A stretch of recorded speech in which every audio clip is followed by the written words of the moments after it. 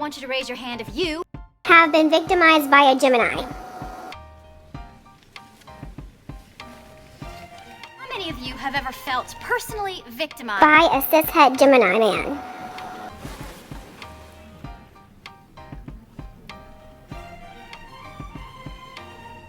This mist. Is that really the secret behind the glow, Tatcha? Might be that and chicken. Oh.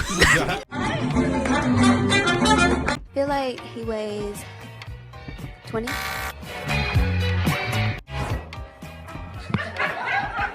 Okay, that means I'm weak. Can you serve us some facial expressions for the following things?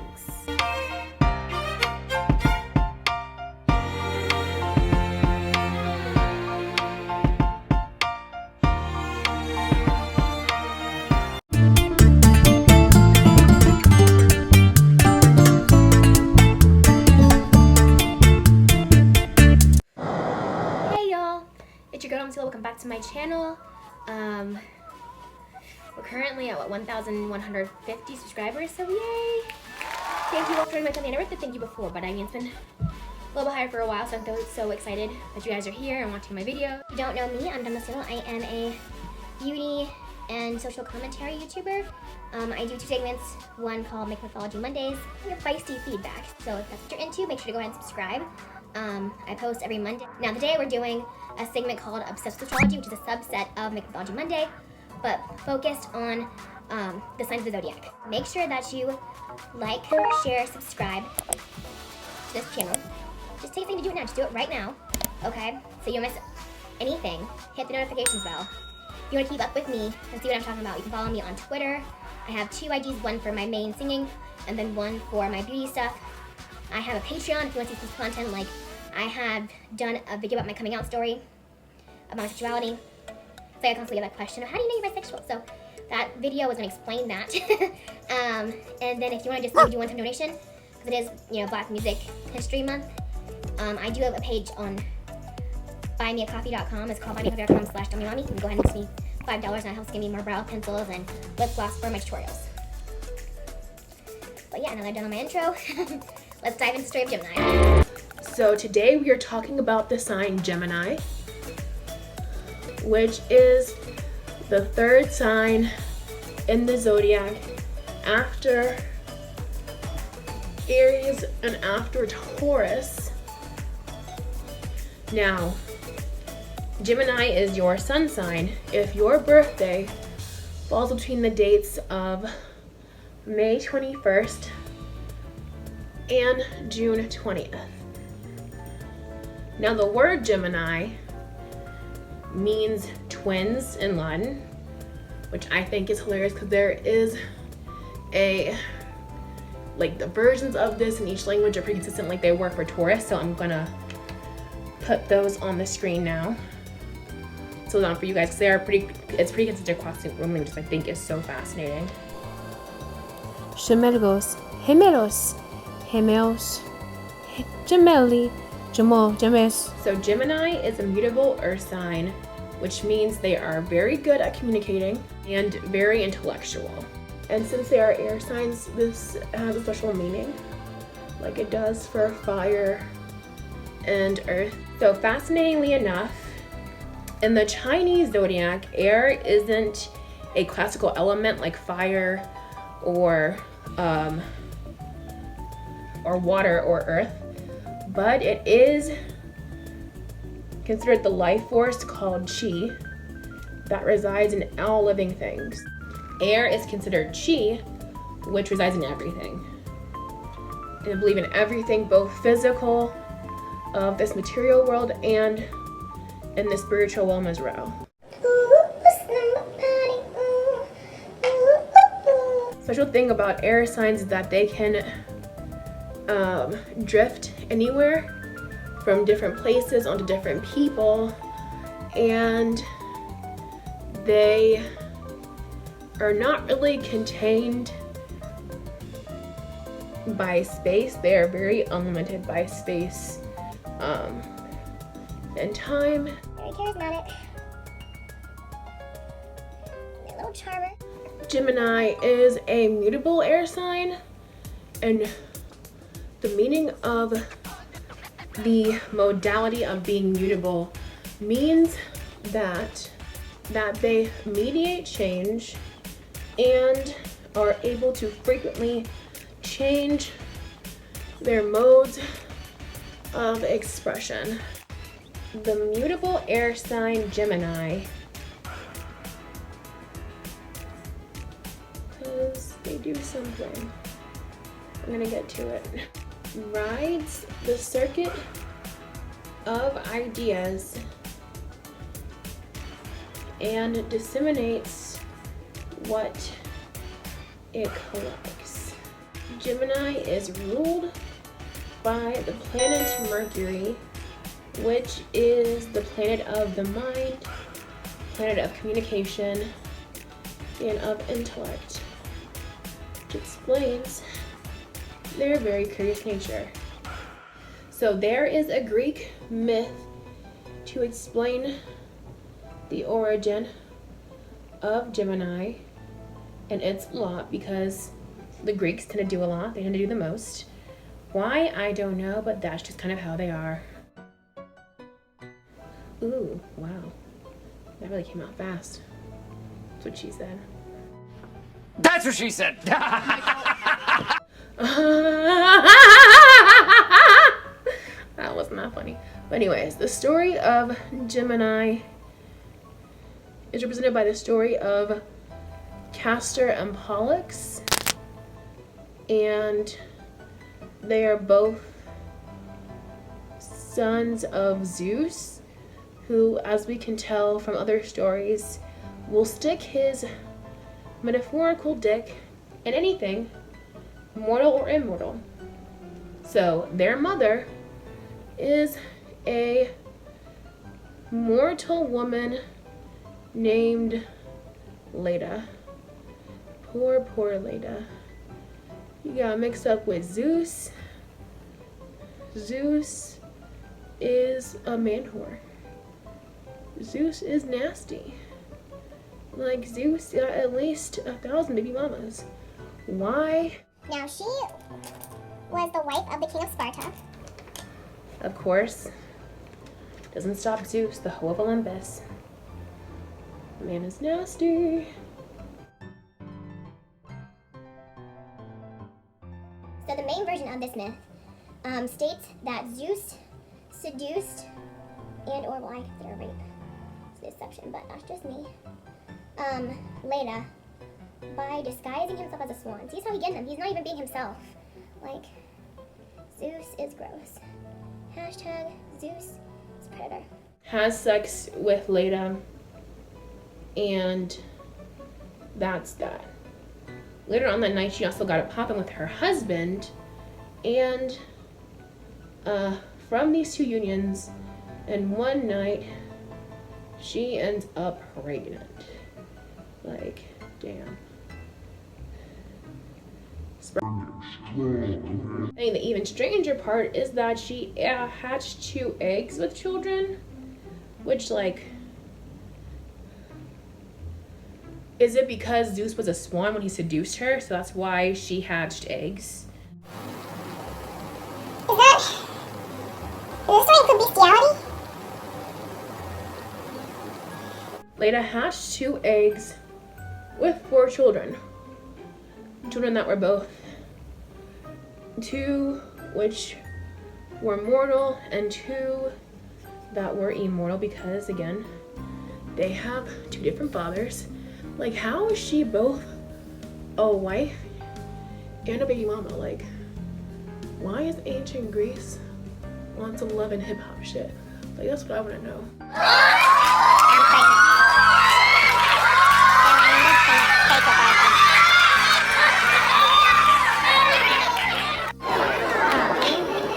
Ain't nothing fake about that. Just got real. For story's sake, we know that Castor and Pollux were 2 of the children that Leda hatched. Most of the children of Zeus end up having pretty epic lives. Child the only benefit of having him as your dad. Besides that, he's a deadbeat.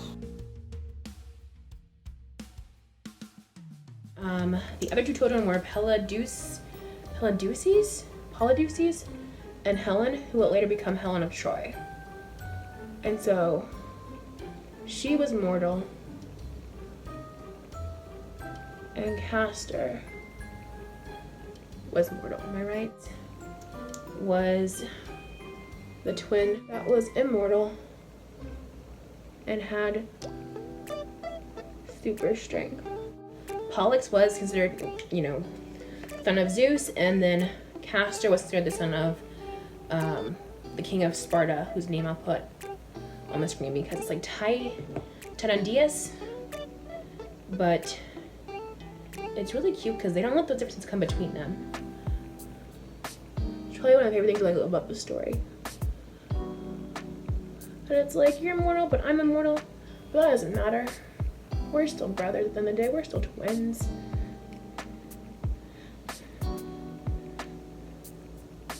Which, of course, I love that energy. Somehow, even though one's mortal and one's immortal, they're both identical twins that were inseparable from each other. Castor was a great horseman and Pollux was a great fighter. So together they went with Jason and the Argonauts on a ship mission at sea, where they saved them from a terrible storm. Also, they did help Jason on his quest for the Golden Fleece. Remember that we talked about in the Aries story, the Golden Fleece? Remember that story? Remember that? Sadly, you know, all good things must come to an end. Like the relationship between Castor and Pollux. Sadly, Castor was killed during the Trojan War. It was sad. So Pollux and his horse Pep mourned the death of Castor, but things were just never quite the same. Pollux's depression was so great that even Zeus noticed. You know, he took time off from ruining people's lives and banging other people's wives to notice that his son was actually like in pain, really taking the death of his brother very deeply, which is pretty understandable. Like, I know I'd be lost without my sister, and she's the younger one. Fun fact. Sadness was so overbearing Pollux. He came to Zeus and said, quote, "I cannot bear to live this mortal life without my brother." Please make me mortal. End quote. Zeus felt a lot of sympathy for him. Zeus saw that the bond between Castor and Pollux could not be broken. Not even death could make them part. That's part of like your marriage vows, like till death do you part. Like death, like you're free. Like death could not even stop Pollux from loving his brother Castor. We love to see it. Zeus immortalized Castor and Pollux with the constellation in the sky known as Gemini. Get in my...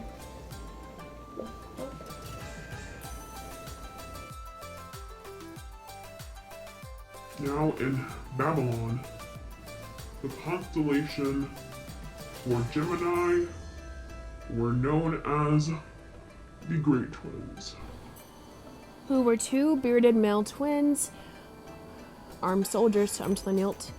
The fronting twin carries a weapon called Hinsu, which is a type of mace, in his right hand, while the rear twin carries a sickle cell axe in his left hand.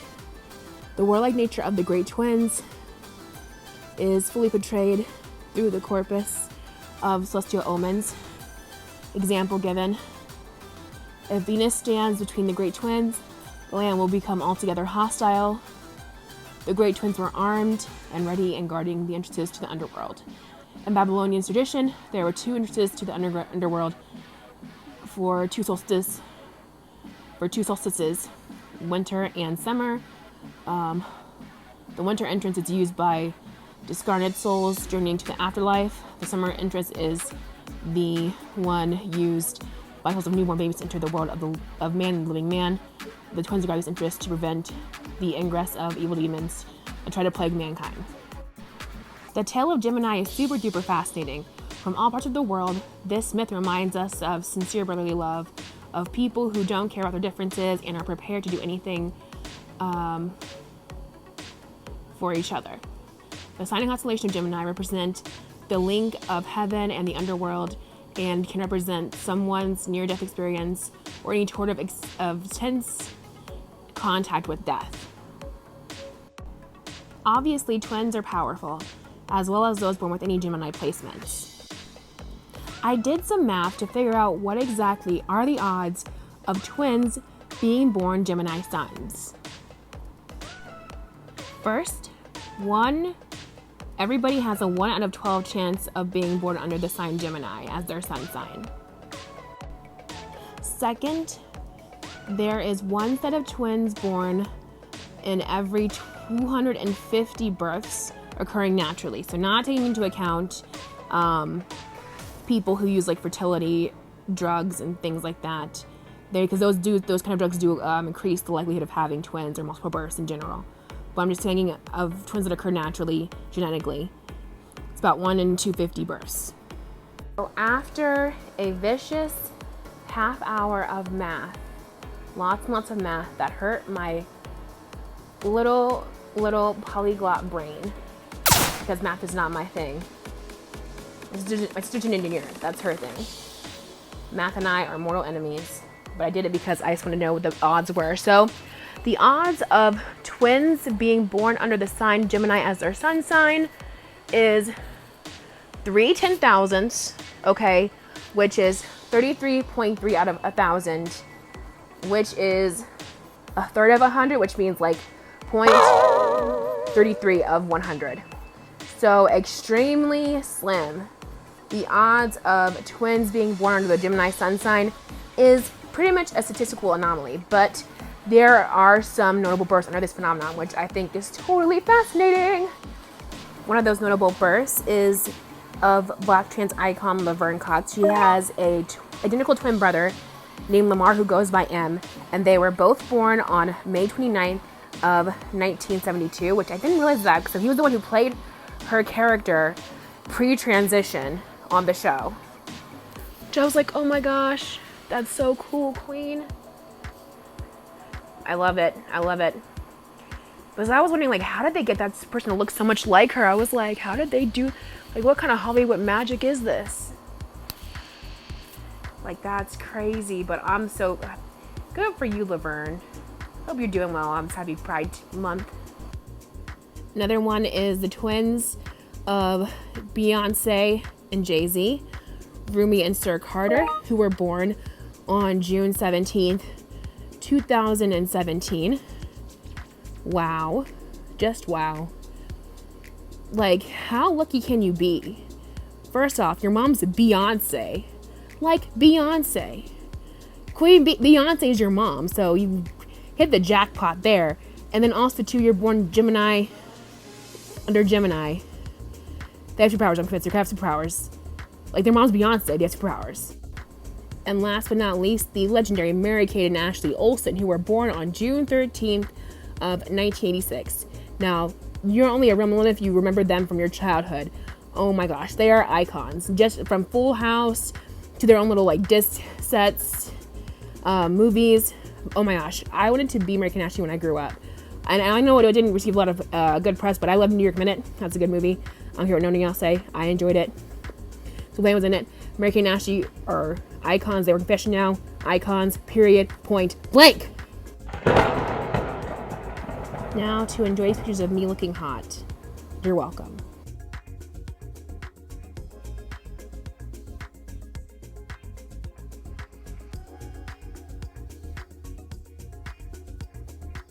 So similar to other videos in the Obsessed with Astrology series, we're talking about characteristics of the big six for Gemini. With the Sun in Gemini, the urge for self-expression is strong.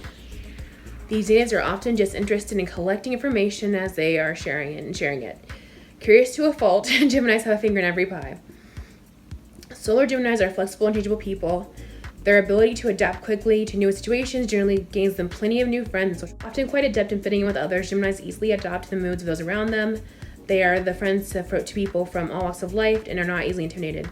Their ability to attach themselves can make Geminis very objective and observant, a little difficult to get close to. Gemini Moon, okay. Moon Geminis are usually pleasant, witty, and charming people. At home and with family, however, they can be moody and irritable at times. People with Moon and Gemini are always interesting people. They always have a finger in every pie and are curious to a fault, and are generally well informed. Nervousness and worry are common traits with this lunar position. Underlying restlessness is common, and many lunar Geminis are needing more stimulation than others. Gemini Mercury. Mercury and Gemini people are quick-witted. They can come across as somewhat scattered. This is mainly due to their eccentric interest. They seem to know little about everything.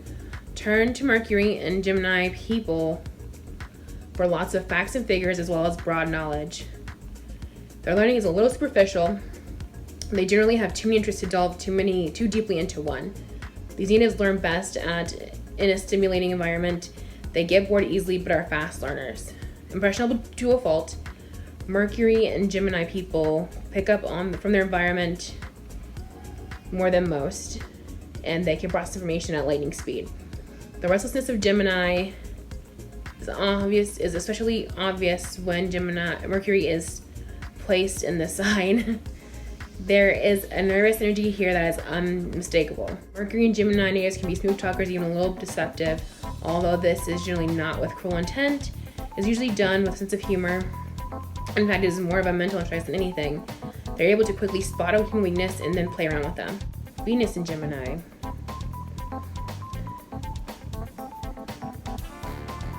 Venus and Gemini people will try to win over the object of their affection with witty conversation, displaying just how much they know and demonstrating their diverse interests. These lovers are playful. Some might even call them a tease. They are hard to pin down. They resist relationships that promise to become too comfortable. Even those with their sun in Taurus or Cancer, those whose outward demeanor may suggest some reserve and caution, will want the relationships to be stimulating and full of conversation with Venus and Gemini. Venus and Gemini, men and women, don't want to be tied or bogged down in their relationships. They appreciate lightheartedness and love. Although they're willing to talk perhaps endlessly about the relationship, they may get into the feeling. They are willing to talk perhaps endlessly about the relationship. You may get the feeling that they gloss over some of the deeper issues. Mars and Gemini. Mars is the planet that rules our drive and passions. In the mutable air sign Gemini, Mars is a little scattered and unfocused.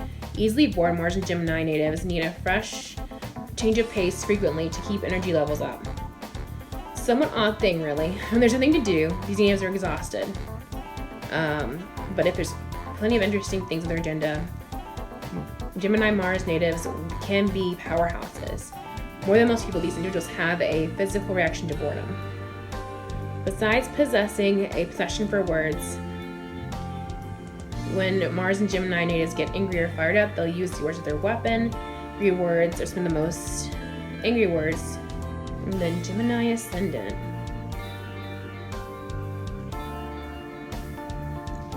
Those born with Gemini rising see the world as a place to learn. They are curious about people around them. Gemini is mostly interested in moving about in their social circles. These people love to ask questions, to move around freely, and to mingle. Definitely restless and often quick in physical expression. Natives of the Gemini Ascendant exude an air of impatience even if they don't mean it. In fact, there is a cleverness to Gemini Ascendants that can intimidate some, especially sensitive folk. Their facility with words can be a wonderful asset, although sometimes Gemini rising individuals identify too much with their mental agility and forget in their personal interactions and communications to nurture the people around them. That's fascinating, yes. It just seems like anyone who has a Gemini placements